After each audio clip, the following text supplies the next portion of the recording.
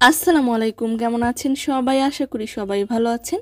যে যেখান থেকে এই ভিডিওটি দেখছেন সবাইকে শুভেচ্ছা জানাচ্ছি। আজকের ভিডিওতে জানিয়ে দিব কুয়েতের সর্বশেষ খবর। প্রথমেই জানিয়ে দিচ্ছি নতুন ভিসা সম্পর্কিত একটি গুরুত্বপূর্ণ আপডেট। কুয়েতের স্থানীয় আরবি দৈনিকে প্রকাশ করে বলা হয়েছে যে কুয়েতের PAM অর্থাৎ public authority of man power কর্তৃপক্ষ থেকে প্রকাশ করে বলা হয়েছে এখন থেকে কুয়েতে ইঞ্জিনিয়ার বা প্রকৌশলী নিয়োগে ভিসা পেতে নতুন নিয়ম জারি করা হয়েছে। এই ব্যাপারে PAM এর ডিরেক্টর মারুক আল ওতাইবি প্রকাশ করেছেন যে কুয়েতে পেশাদার ইঞ্জিনিয়ার বা প্রকৌশলী হিসেবে পারমিটের আবেদন করার আগে PAM এর ইলেকট্রনিক পোর্টালের মাধ্যমে যোগ্যতার স্বীকৃতির অনুরোধ জমা দিতে হবে, অর্থাৎ অনলাইনে একটি ইলেকট্রনিক পরীক্ষা এবং যোগ্যতার সার্টিফিকেট জমা দিতে হবে।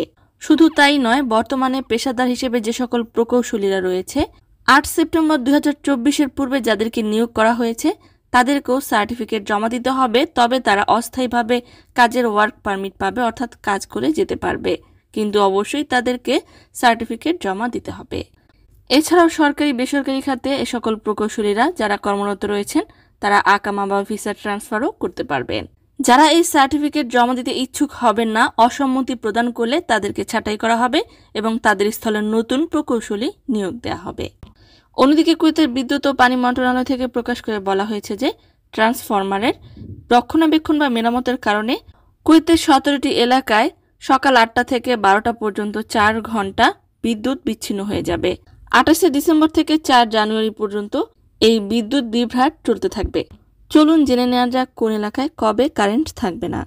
28শে ডিসেম্বর রোমাথিয়া, সাবা আল নাসের এবং ইসবিলিয়া এলাকায়। 29শে ডিসেম্বর জাবরিয়া, ফাহাহিল ব্লক 9, মোবারক আল কাবির, সাবা আল সালেম, জাবের আল আহমেদ। 30শে ডিসেম্বর জাবরিয়া, ফাহাহিল ব্লক 9, মোবারক আল কবির, আল কসুর, জাবের আল আহমেদ, আল উয়ুন, সাবাহ আল নাসের, ইসবিলিয়া এবং গ্রানাডা। 31শে ডিসেম্বর জাবরিয়া, ফাহাহিল ব্লক 10, কসুর, মোবারক আল কাবির এবং ইসবিলিয়া এলাকায়। 1 জানুয়ারি এবং 2 জানুয়ারি সরকারি ছুটির দিনগুলো এই রক্ষণাবেক্ষণ মেরামতের কাজ বন্ধ থাকবে। এই দুদিন বিদ্যুৎ বিভ্রাট হবে না। আবার পরবর্তীতে 3 এবং 4 জানুয়ারি বিদ্যুৎ বিভ্রাট হতে পারে। অন্যদিকে আবহাওয়ার ব্যাপারে আবহাওয়া অফিস থেকে বলা হয়েছে যে আসন্ন নতুন বছরে তাপমাত্রা আরও অনেকটাই কমে যাবে। তাপমাত্রা নিম্নে গিয়ে 2 থেকে 3 ডিগ্রি সেলসিয়াসে অনুভূত হতে পারে এবং সেই সাথে ভীষণ কুয়াশা লক্ষ্য করা যেতে পারে। সম্মানিত ভিউয়ার্স, আজকের মতোই ছিল আপডেট। পুরো ভিডিওটি দেখার জন্য ধন্যবাদ।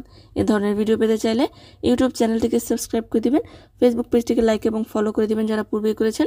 সবাইকে ধন্যবাদ। ভিডিও রিলেটেড কমেন্টস থাকলে কমেন্টসে লিখবেন, সময় সুযোগ পেলে উত্তর দিয়ে দেব। সকলেই ভালো থাকুন, সুস্থ থাকুন। ইনশাআল্লাহ দেখা হবে পরবর্তী ভিডিওতে। আল্লাহ হাফেজ।